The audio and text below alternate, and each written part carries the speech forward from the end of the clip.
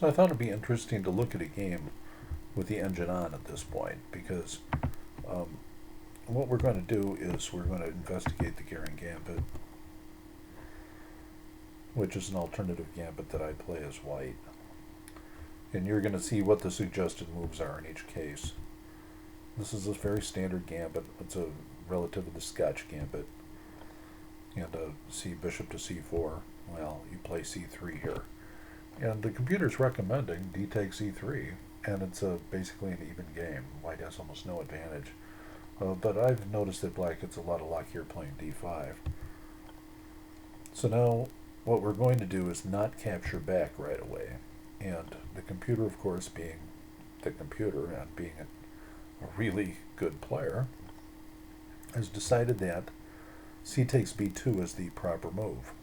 And because it can, once again, it's almost even, So as it looks out ahead, it sees that, well, we're just going to play knight takes c3 here, knight to f6, and now the real critical moves start to come in. Okay, so we're going to play queen to b3, attacking, and now as you see, the recommended move is queen to d7. Queen to d7 is an ugly, kludgy move. It gets right in front of a bishop. Now, he's going to defend it with his queen either on e7 or d7.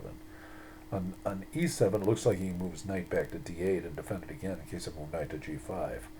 On d7, he just locks his queen bishop in forever. So what we're looking at here analysis-wise of what is wrong with moving queen to e7, because so many players do it. They love moving queen to e7 here. The reason is, I think, that they think it's attacking the e-pawn twice, and at least providing some counterplay. The reality is that on d7, it gives him much more flexibility to move his c6 knight, because what he wants to do in this position is move knight to a5, forking queen and bishop. Now, the move queen to d7 affords him that luxury. If he moves it to d7, he can also get in knight to d8. There's nothing wrong with the possibility of doing that. Of course, he walks headlong into e5 in some of these cases, and once that gets opened up, the white castles, and he's got rook to d1 as a threat. But queen to d7 is the proper move. Now, if you watch the computer analysis over here, and I'll bring it down a little bit, you'll see that it's Komodo. I don't know if I can get all this in on the screen. That the reality is that all of a sudden white gets a significant advantage. And of course the correct move is castles, which is what I did in this game. And now look, the right move for black again is to move his queen over to d7, according to Komodo. At which point it likes me to pin it with bishop to b5, pin the knight, because the knight's going to a5, as we discussed in the previous frame. So the interesting thing about this is that black now has the potential of going wrong again without moving queen to d7. So let's see how the game proceeds. What's wrong with that move? The queen's not on d7. He's just going to get checked on a4, knight's going to go back. That's what happens, right? That goes back. And now we're playing all the a moves. It appears I played bishop to g5.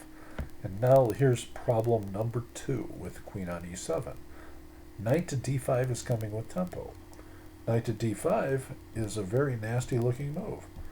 Interestingly, as black, here I would play bishop to d7. Komodo is once again suggesting bishop to d7. So bishop to d7 seems to be a hallmark of defense in this particular black side of the Goering Gambit. Knight to d5 is coming with tempo, and it's pretty serious. That, of course, loses almost instantly because b5 is not even a threat. The fact is that if he plays b5, I'm going to take it. And, with whatever I take it with, the knight's still going to have pinned. So he's getting knight to d5. Queen's going back. Oh, look at this. I wanted the queen to go back, which was the correct move. And now, how do we proceed? Well, the number 1 move, and up 4.8497 now, is that. This is a good move. This is a powerful move. This is a move where it looks like bishop to e6 is a defense, but there are very few defenses here. He's just going to lose the piece. So there are some very ugly things that are going to occur if he takes, which he takes, as you see. For instance, we just take. Well, look at the interesting formation with the knight on d5, knight on e5. Look at the bishops, look at the queen. This is some sort of really classically ugly position. And of course, queen to d6, held out for a little bit, but as I mentioned before, we're just going to take this. Now it's suggesting you can just play queen takes d5. But as you see, queen takes d5 doesn't really work. I mean, he loses his knight on c6. So,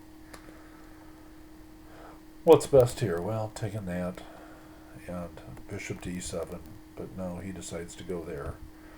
And the end of the game is near.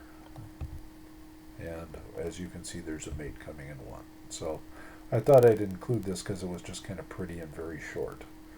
And it shows you just how amazingly wrong you can go right in the opening. Just one square, queen, and that's the end of the world pretty much. The advantage just gets overwhelming really fast. So that would be my Goering Gambit example 1. It was kind of interesting.